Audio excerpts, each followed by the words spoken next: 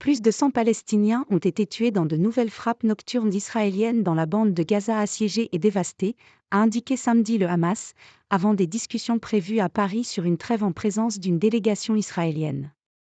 Plus de 4 mois après le début de la guerre entre Israël et le mouvement islamiste Hamas, la situation humanitaire ne cesse d'empirer dans le territoire palestinien où l'ONU a mis en garde contre une menace de famine de masse, faute d'approvisionnement suffisant en eau et nourriture.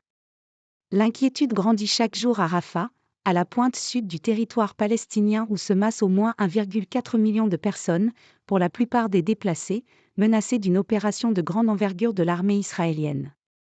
Avant l'aube, les bombardements israéliens ont coûté la vie à au moins 103 Palestiniens dans la bande de Gaza, a indiqué le ministère de la Santé du Hamas qui fait quotidiennement état d'une centaine de morts dans ce petit territoire où Israël mène l'offensive la plus vaste de son histoire.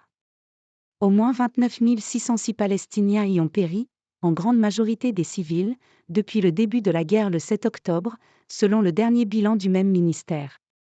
Ce jour-là, des commandos du Hamas infiltrés de Gaza ont mené une attaque d'une violence sans précédent dans le sud d'Israël durant laquelle au moins 1160 personnes, en majorité des civils, ont été tuées, selon un décompte de l'AFP réalisé à partir de données officielles israéliennes. Non à une réoccupation de Gaza.